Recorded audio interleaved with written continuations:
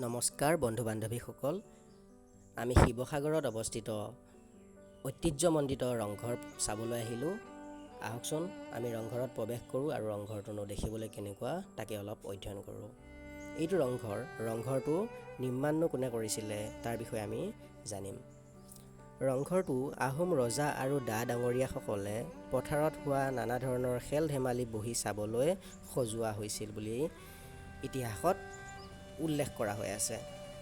শিৱসাগৰৰ তলাতল ঘৰৰ ওচৰতে ৩৭ নং ৰাষ্ট্ৰীয় ঘাইপথৰ নিচেই কাষতে অৱস্থিত হাঁহকণী আকৃতিৰ ৰংঘৰটো নিৰ্মাণ কৰিছিলে ১৭৪৬ চনত স্বৰ্গদেউ প্ৰমত্ত সিংহই। স্বৰ্গদেউ প্ৰমত্ত সিংহ আছিলে গদাধৰ সিংহৰ পুতেক ৰুদ্ৰ সিংহৰ পুত্ৰ, অৰ্থাৎ প্ৰমত্ত সিংহ হৈছে গদাধৰ সিংহৰ নাতিনীয়েক।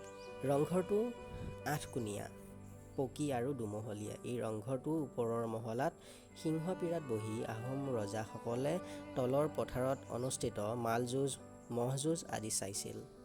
এই ৰংঘৰটোৰ বিষয়ে জানিবলৈ হ'লে ৰংঘৰটোৰ উচ্চতা হৈছে ১০ মিটাৰ প্ৰায় ৩৩ ফুট, প্ৰস্থ হৈছে ১১ মিটাৰ প্ৰায় ৩৬ ফুট আৰু দৈৰ্ঘ্য হৈছে ২৭ মিটাৰ প্ৰায় ৮৯ ফুট। এই ৰংঘৰতে অতিথিসকলৰ অভ্যৰ্থনা, নাচ গান আদি অনুষ্ঠিত হৈছিল। প্ৰমত্ত সিংহৰ আগতে তেওঁৰ পিতৃ স্বৰ্গদেউ ৰুদ্ৰ সিংহই কাঠ বাঁহেৰে চাংঘৰ আকৃতিত এটা ৰংঘৰ সজাইছিল। স্বৰ্গদেউ প্ৰমত্ত সিংহই সেই ঠাইতেই বৰ্তমানৰ পকী ঘৰটো নিৰ্মাণ কৰোৱায়। ইয়াৰ কেইবছৰমানৰ পাছত স্বৰ্গদেউ ৰাজেশ্বৰ সিংহই বৰ্তমানৰ পকী ঘৰটোৰ সন্মুখতে সৰুকৈ আন এটা ৰংঘৰ সজাইছিল, কিন্তু কালক্ৰমত সেই ৰংঘৰটো ধ্বংস হয়। আমি জানিব পৰা মতে ৰংঘৰে হৈছে এছিয়া মহাদেশৰ প্ৰথমটো এম্ফি থিয়েটাৰ, অৰ্থাৎ দৰ্শকৰ আসনসমূহ দূৰলৈ ক্ৰমাৎ উচ্চ স্থানত অৱস্থিত অৰ্ধবৃত্তাকাৰ ৰংগশালা বা প্ৰেক্ষাগৃহ। আপোনালোকে সকলোৱে জানেই বিহুৰ সময়ত, বহাগ বিহুৰ সময়ত এই ৰংঘৰৰ বাকৰিত বিহু পতা হয়, বিহু অনুষ্ঠান কৰা হয়। এই ৰংঘৰৰ বিহু আমাৰ অসমৰ বিখ্যাত, আপোনালোকে সকলোৱে জানে। আপোনালোকে জানি আচৰিত হ'ব যে সেই ৰজা ডা ডাঙৰীয়াসকলৰ সময়ত, অৰ্থাৎ স্বৰ্গদেউ ৰুদ্ৰ সিংহ, ৰাজেশ্বৰ সিংহৰ দিনত বালি, চিমেণ্ট, ইটাৰটো ব্যৱহাৰ নাছিলে।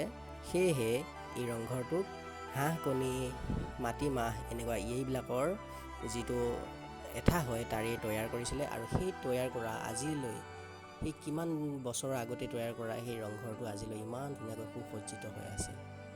সেয়েহে আমি এই ৰংঘৰটোৰ বিষয়ে আপোনালোকক অৱগত কৰিলোঁ।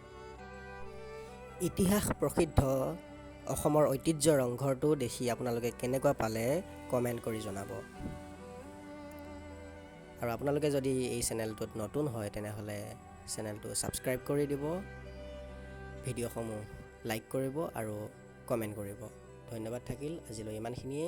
আৰু নতুনকৈ এনেকুৱা ইতিহাস প্ৰসিদ্ধ কিছুমান ভিডিঅ' চাই থাকিবৰ কাৰণে এই চেনেলটো ছাবস্ক্ৰাইব কৰি থৈ দিব। ধন্যবাদ, বাই বাই।